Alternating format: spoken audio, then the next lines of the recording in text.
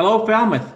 This is Falmouth Enterprise columnist Troy Clarkson, and we're grateful to be able to bring you this webinar live. I'm here with some of our leading business people here in town and the president of our Chamber of Commerce, Michael Kasparian, to really have a roundtable discussion to talk to you about how the current COVID-19 crisis is affecting local business. And we're really going to just try to brainstorm about providing resources to you so that you have information available should you either work in or own a small business. So I'm very grateful to have some great minds and some experienced business people around the virtual table here. We are all working remotely from our homes, but are glad to be in your home to provide this information to you. So let's start by introducing someone who is well known, I'm sure, to all of you. Michael Kasparian is the president of the Falmouth Chamber of Commerce, and they really are on the front lines of not only researching, but providing information to their members and to the public on responses to this current time of uncertainty. So Michael, welcome. We're glad to have you here. Oh, thank you, Troy. Always a pleasure. So yeah, like you said, we're really doing our best to try to research and collaborate and get this information out to the business community, the entire community, really. And I have to say, it wouldn't be possible without the great work that's going on from other organizations, other chambers of commerce. The Cape Cod Chamber of Commerce has been a tremendous support for the local chambers, helping us disseminate information. The U.S. Chamber of Commerce also getting information from Washington.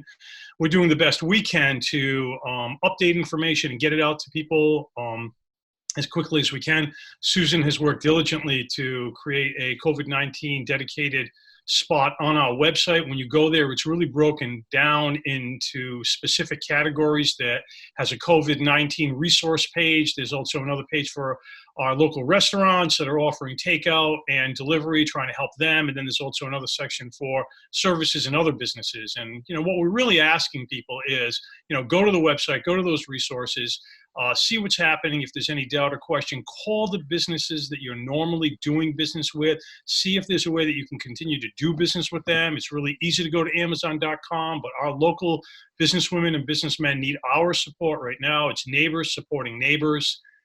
There's also other information on there that is coming from Cape Cod Healthcare, the CDC, relating to the disease itself, what to do, what not to do. It goes on and on. It's also dedicated for the SBA, and we're going to talk about that a little bit later, with the CARES Act, and particularly the one, which is a very wide act. There's a lot of information on there. It would take us a long time to go through all of it, but in particular, I think what we want to talk about later is the payroll protection plan, which or paycheck protection plan that is really geared towards small businesses, and for companies with under 500 employees, pretty much going to apply to almost every member of the chamber and other businesses. We're not working just on behalf of chamber members, but on all businesses, because this is so important and crucial. Great, and we will get back to that, Michael, in a minute, talking about how the local business community has really reinvented itself and reworked to be able to be responsive, particularly the restaurant industry, of how they've been able to be responsive and continuing to serve the people of Falmouth and beyond. And speaking of restaurants, we should introduce our next guest, someone who is definitely known, former Outstanding Citizen of the Year here in Falmouth, owner of the Flying Bridge, Bill Zammer. Bill, welcome. Thank you, Troy, and thanks, Michael, for all you've been doing so far with this CARES Act. As you know, the Congress passed the CARES Act this past week, and in particular, the Paycheck Protection Program. I've been trying to migrate through the various regulations that came out so far, and with the help of the National Restaurant, I've been working with the National Restaurant Association and the Mass Restaurant Association. However, what I say does not just apply to restaurants, it applies to all businesses. Let me summarize a little bit for what I think is true on Cape Cod. The first thing you have to do is define yourself as a seasonal or year-round employer. Because of our seasonality of the Cape, even though you're open year-round, you can still determine that you're a seasonal employer. Very important, because the date for a seasonal employer is from February 15th going out 8 weeks. If you go the other way as a full-time, a year-round employer, you're looking at February 5th, you're looking at the up until March until May. So be careful what you're doing there. You want to pick the right 8 weeks to get this protection that you need. In my case, I'm going to do February 15th, which will take me to April April 15th. The reason for that is you need to bring back the number of the number of employees you have this year that you had last year, or you lose some of the benefits of the program. For example, if you had 10 employees last year at this time of the year, and you have 10 employees this time, you need to have those 10 employees back. If you have less than that, the loan will be prorated. And again, that's the forgiveness portion we're talking about. The next portion I think is important. It's 2.5 times your payroll. So you take your payroll for that 8-week period of time, and it includes healthcare. It includes the taxes, everything, 2.5 times that number, and that's what you're eligible for. You then will take that money and use it as you wish to pay number. You need to pay the employees first, and then you can use the other monies for rent, healthcare payment you paid for, and interest on loans or mortgage payment, those kinds of things. And it clearly states that. You'll see that in the actual some of the summaries that are given out. Again, the important part of that is that you need to pay that money to your employees. The employee, though, however, has an option that you have to give them. For example, if that employee is on unemployment insurance right now, and you decide you're going to take this loan, you need to bring that employee back. You need to pay that employee, so they can't double dip. So if the employee says, "I don't want the money, I'm going to keep my unemployment," because they could be making more that way, you have to unemploy them or bring them back. Either one. If they don't want to come back, they're unemployed, and you'll lose that money from the payment protection plan. But that's a key thing. And there are a lot of folks, I tell you, in the restaurant business, who would make more money sitting at home than they would come back to work. It's a shame. It's a disincentive, and I do want to see money get into their hands. But again, you need to protect your own business. Let's see, what else can I tell you about it? You guys got any questions so far that I might be not touching on? Bill, you mentioned when we talked about this that one of the points of the loan is forgiven if it's used for certain purposes. So I thought maybe you want to outline that. Okay, thank you, Gary. Yes, if you pay those people for the period of time, the amount, the 2.5 times your payroll, if you pay them, the additional money is yours to use. You don't have to identify where you're going. It's your money. You keep it, and that's a nice thing the government's doing. It's actually incredible. If you don't use the money, and let's say that you only brought 8 people back where you should have brought 10 back, then it becomes a loan, and a low interest loan over a number of years, and they haven't really figured that one out yet. Some say 5 years, some say 10 years. But those regulations, if they want to call them regulations, have not been put out yet. So that's that part of it. The other thing, be very careful of, it states there you can defer payroll and Social Security taxes for a period of time. I would absolutely tell you, try not to do that. If you've got payroll and Social Security taxes on that payroll, you should pay it, because that's a personal guarantee going forward, and they'll go after you for the money. I should also mention that, and I've spoken to banks, although they have no directives yet, but what I understand so far is you're not going to need from the SBA, I'm not going to need this dramatic amount of paperwork they're talking about in the past. There's no personal guarantee on the loan, for example, which is totally amazing. And there's no need to fill out a massive amount of paper, although you're going to have to fill out some paperwork. I mean, typically on a loan, you have to have 3 years of tax payments. You have to have a personal financial statement. You'd have to have P&Ls for your company. You put your resume in there. You have to have your loan history. They're saying you're not going to need all that, but some of it you're going to need. So if you're gathering things together, it's not a bad idea to gather some of that paperwork together that you would normally need for a loan. And I suggest that you download the SBA 7A loan site. That's the SBA 7A loan site, and there's the applications for this type of loan under normal circumstances. Yeah, so just to add, if I could just add to that too, Bill, those are really great points you've brought up. And, that was a great question, Gary. Thank you very much. Part of it is going to be at the businesses. This applies to nonprofits as well as profits. And to just go a little bit outside of currently right now it's a 501c3 or a 501c19, which is a veterans organization, as you know. As Bill alluded to, they're really trying to streamline the paperwork. So there's really going to be an affidavit that business owners are going to be asked to fill out that basically say you've been in business during a certain amount of time and you're going to be using this money to continue employing people. And money can be used on a first-come basis, as Bill alluded to, that, you know, you want to use that for payroll, and then leases, rents, utilities can be included as well. So some of the questions that have come up are like, what if I've laid off my employees right now? I'm a year-round business. I've laid off my employees. Well, you know, the short answer to that is that if you get this loan, you bring them on, you bring them back, but you have to keep them back for 8 weeks. That's really what it's about. That's even if they're not working. They can be sitting at home and you're paying them. Yes, and like you said, Bill, they can't be collecting unemployment and working. The important part about this program is that the SBA is going to be administering it, but the local banks are going to be taking applications and getting the money out to people, which is going to completely shorten the length of the process. And like Bill said, normally you need so much paperwork, but they're really going to try to make it as simple as possible. They're really looking for an average of the previous 12 months payroll, and you're going to take that average. That's going to be your number. As Bill had said, they're going to allow you to take 2.5 times that amount, and that's going to give people a lot of cushion.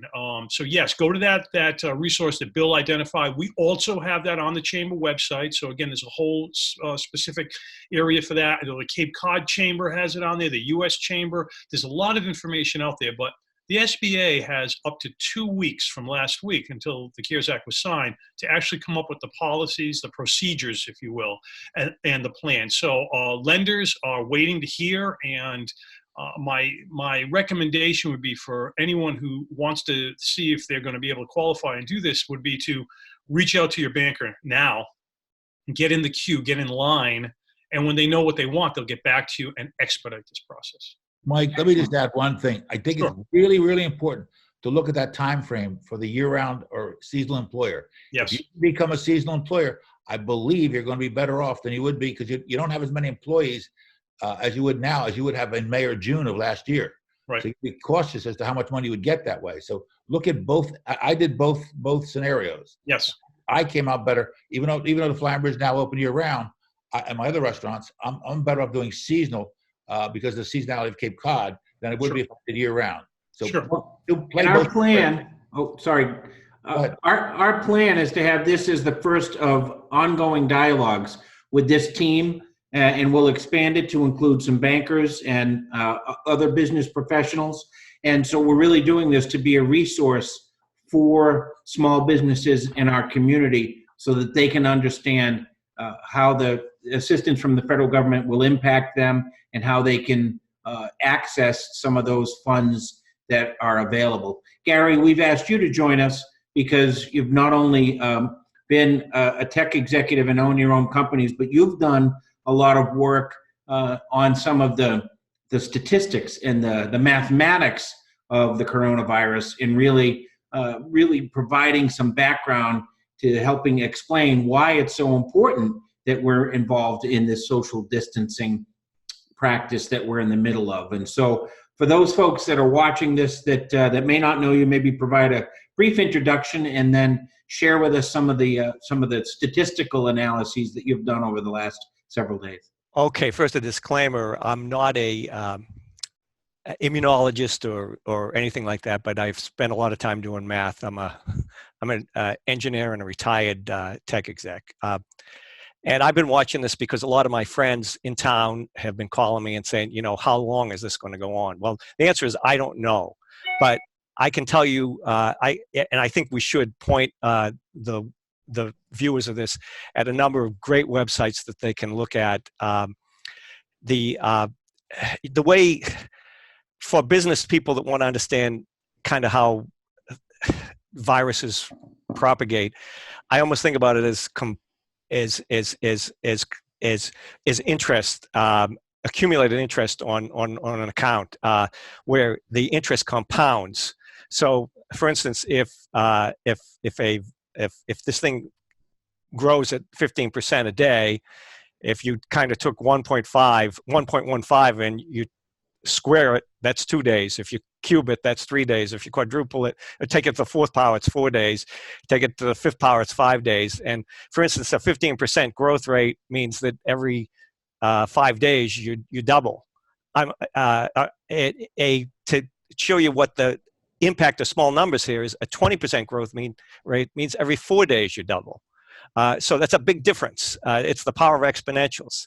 But what happens is after a while, the population develops an immunity, this kind of herd immunity, and there's no one left to infect. I mean, that's not a pretty picture, but as that happens, that number goes down. It goes from, maybe 20% to 15% to 10%. When it becomes 1, when you start squaring 1, you still get 1. You cube 1, you get 1. If it gets 0.9, the number gets smaller, the same way it exponentially got larger. So the question is, when does that happen for us? I don't know. One great site is the University of Washington, and I think we should point the viewers at that site. Has a great curve which shows Massachusetts kind of peaking in terms of healthcare demand in mid-April. But just to understand, it's different regionally. For instance, New Hampshire, it's peaking 1st of May. I suspect, and I don't know this, but I would suspect Cape Cod would be a bit delayed from Boston. So exactly when it is, probably sometime in April, but who knows? And who knows how fast it recovers? And one of the reasons it's so hard to know is we've only tested in the United States something like 0.3% of the population. So we really don't know how many people have this. That testing is going up every day. We're testing like 100,000 people a day. So as that testing goes up, the data will get better. So forecasting is really, really difficult. But hopefully this CARES program, it just seems incredibly powerful in terms of keeping businesses alive here on the Cape. And as Bill has said to me multiple times, if I keep my employees on, and when we come out of this, we're ready to go, we can bounce really fast. And hopefully that's the picture that we're all praying for. Absolutely. Excellent. That was a great overview, Gary, and thank you very much. So we've covered already some of the details of the CARES Act. I'm going to, and thanks to Bill for pointing me in this direction, this is a great fact sheet provided by the National Restaurant Association, and I'm going to read very briefly just to provide an overview for people that may not be familiar with some of the specifics. It's a $349 billion in cash flow assistance through 100% federally guaranteed loans to businesses, and as Michael pointed out, 501c3 nonprofit organizations during the emergencies. Small businesses that employ less than 500 employees, which is the overwhelming majority of businesses on Cape Cod and most certainly in Falmouth, are eligible for Paycheck Protection Program and Small Business Administration Loan Forgiveness. And then this flyer, and we can, Michael, can you post this on the Chamber website if you haven't already? Absolutely, yeah. It's again under that resource page of the COVID-19 resources. Absolutely, Great. Go on there, and that information is that same information is being provided by other organizations. We're happy to put that on there. Excellent.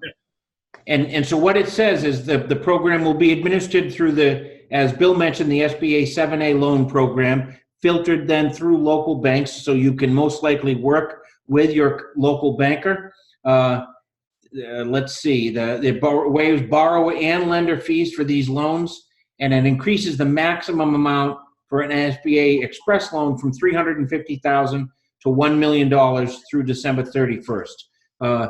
So there's lots of information to absorb, but I think Bill just gave a great overview. I think because our economy is seasonal and a lot of our workers come from other places, including other countries, there is, I think, in addition to the cash flow concerns, there are some concerns about people who come and work on visas. Bill, you're one of the leading experts in the Commonwealth on that issue. Can you talk a little bit about how the J1 and HB visa programs are impacted by this?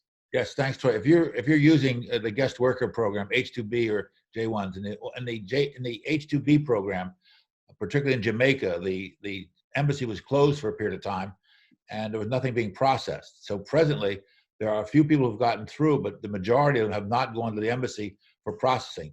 That typically takes at least a week or so, 2 weeks, and by the time you get folks up here on airplanes, which is a whole other situation, you could be looking at a month before an employee shows up. So in the event they open the embassy, on the 15th of April, for example, you're looking at folks coming up here in May or thereabouts And the J1s who are coming from other countries all over the world, I'm not sure they're going to get out of their countries at this point, which may be good or bad because you may not need them anyhow. Because let me give you the bad news part of all this. I've been in touch with numerous restaurateurs as well as caterers, not only the Cape, but particularly in the Cape. We've had any number of cancellations of weddings and functions. And these, right now, most of the weddings between April and May have been either postponed until the end of the year or they've been pushed off till who knows when. Right. So, and these companies, the various function halls, et cetera, are in fact, having to give back their deposits, which is also another situation for them because they were probably using that for cash flow. So that doom and gloom part is, remember, when those functions and weddings come here, the ancillary income that you get from them going to restaurants, et cetera, is significant. Huge. Go ahead. Yeah. No, I'm just saying it's huge. Yeah, absolutely just agreeing with you saying, and you're right. The ripple effect on that is just tremendous. I think. Go ahead, Bill. Okay. I don't think, my best guess is what's going to happen is if we get somewhere in May that the world gets opened up down here, that there's going to be a beginning part of socialization, that people are going to want to go out, maybe go to lunch or something like that. But again, the question of for example, my neighbor next door who lives in New York came home the other day. Did make me very happy. They're going to come down here to their summer homes, but how many are going to come this year? And we're certainly going to miss the foreign travelers this year. So when you're planning to bring in these guest workers, I'm reviewing right now what I'm going to do. There's not enough workers on Cape Cod to handle all the positions we have, I believe, even under slow times. But I'm now looking at how many folks I do bring in for my H-2B program because you got to pay them when they're here. And I certainly don't know what, I'm in a quandary. I don't know what to do yet with it. So we're all in this thing together. And I'm looking at somewhere in May that I begin to really look at what I'm going to open up, what time I'm going to open up. And that's where I see the real value in continuing this dialogue. So we'll provide this as a public service. And I want to thank the folks at FCTV for being willing to carry these roundtable discussions. And if you're watching this on FCTV and want to participate in a future roundtable, please reach out. You can reach out to me directly. My email is votetroy99@AOL.com. I know, Gary, I'm a dinosaur that still uses AOL. I do have a Gmail account too. But we really want to open this up and be a resource. Michael, Bill just raised a really good point when we're really looking at how to project what the summer season might look like. You mentioned at the beginning when you provided your introduction about the businesses that still today are still trying to have a cash flow and survive. And so supporting them during this interim period of uncertainty is probably more important than ever. Sure. You guys have a list on your website of businesses that are providing takeout and curbside service. Can you talk a little bit about how that's working? Yeah, we do. We have that, just not only for the restaurants, that's dedicated, but we also have the services and the other retail establishments and what they're doing. So, and some are closed and some are open. And we're not limiting that just to chamber members. Chamber businesses, anybody is welcome. I mean, we're doing the best we can to monitor, make phone calls and find out. If your business isn't on there, go on our website. If you're not there, call us. Email us at info@falmouthchamber.com and we'll add you. We're trying to update it, on a weekly basis. It's challenging because there's so many moving parts. But I think the important thing is that if you're going to buy something, I left the office the other day and I needed a couple of propane tanks because I'm figuring the weather was good. I want to cook on the grill. Driving down Main Street, it's empty, but I see Eastman's says open. I pull over. You go in the door, they've got yellow caution tape, right? And you go in and you tell the person 6 feet away what you want. They go get it for you. You give them your debit card. They process it for you. And you go out the door. So there you go. You don't even have to go into the store, but, you want to support your local business. I mean, you're home, you want to read a book? Don't go to Amazon. Call 8 cousins. Can they ship you the book? Can you pull up? Can they run outside and give it to you? Think about your neighbors who are relying on your revenue. And my hope is that part of this massive federal stimulus package, which we applaud, we're so happy is happening, and once those checks start going to individuals, they're going to spend that money here locally. I mean, and to Bill's point, what Bill had talked about earlier, there's kind of like this double-edged sword. I've seen some articles and some opinions about all the folks who have second homes coming down here. And you're right, there's a lot. You see a lot more out-of-state plates. You see a lot more people congregating you don't recognize. Hopefully, they're going to pay attention and quarantine for 14 days like they're supposed to. They're going to practice social distancing. Hopefully, they're going to support our local businesses with their dollars as well. So it's really a challenging time. Everybody's in it, like Bill had said, everybody's in it together. We have to support each other. We have to support our businesses. The challenge, I think, is, to Gary's point, no one really knows when this is going to happen. And I think Bill is right on target as far as people are going to start socializing slowly, cautiously. And what that does for the summer season, if you'd asked me a couple of weeks ago, I figured, this thing will be done and we'll be rocking in July and August. I'm hoping that's still the case, that businesses can survive and then thrive during July and August. We'll see what happens. Michael, yeah. So, it'd be very helpful in some way if the chamber, this is a very difficult task, could become the depository of information on the cancellations, for example, or where, like, for example, I know the Red Horse Inn, which I own, our summer season now looks like, right this moment, we're about 40% occupancy at best. We've had that number of cancellations. Yes. I wonder if you were to get those numbers, we could triangulate those into where our season is going to look like. For example, if I've had the Kuna West Inn, if it had 5 weddings canceled or 10 weddings canceled, we get an idea of the impact. I don't know if that's possible, but it sure be interesting to know without just having, just guessing at it. If we knew some solid information, we could gain how many people we will be getting down with the function. If you've knocked off all these weddings, or if the hotel rooms are down, the Seacrest, for example, would be a great place to figure out what they're doing. Sure. Those occupancy rates, that would give me an indication as to what's happening. I don't know what other indicators you would use. Anyone else got any thoughts on that? We do have a tech guy on the call that might be able to There help. you go, right? Yeah, well, maybe we could figure something out, Michael, but it's a good point. And one of the things that you said that I really resonate with is I love this town. And, I've been here for 20 years. We all owe it to everyone that's doing business in this town to do everything we can to keep them here. Yes. I want this town to come back stronger than it was before this thing started. And I'd say one other thing about, Bill's right, we should try to forecast all we can, but there's going to be an element of where we can't. One of the best managers I've ever had once said to me, don't make a decision too soon or too late. And this particular situation, we're going to know more every day. So to whatever extent I advise anyone running a business in this town or a business anywhere, keep watching the data and let's try to figure it out. I don't know what the summer is going to be like. I'm hopeful, and I think most entrepreneurs are. We tend to think of the bright side of things. Otherwise, we'd never do what we do. Right. But Michael, one other quick thing. Bourne canceled their fireworks, and we've looked forward to the other events that we have. I wonder what's going on, just out of curiosity, with the Falmouth Road Race and with the fireworks for Falmouth. Those are issues that I know you're looking into, but that information can become very important. I think you're right. And I think probably, I was having a conversation with Chief Dunn this morning regarding some of those events and things going on. I think people that are running those events are starting to seriously take a look at that and coming up with a plan B. As you know, we postponed our Citizen of the Year award banquet to June. And as it gets closer, we're going to look at that. And if it's going to be sketchy, we've already gone ahead and gotten a backup date of September.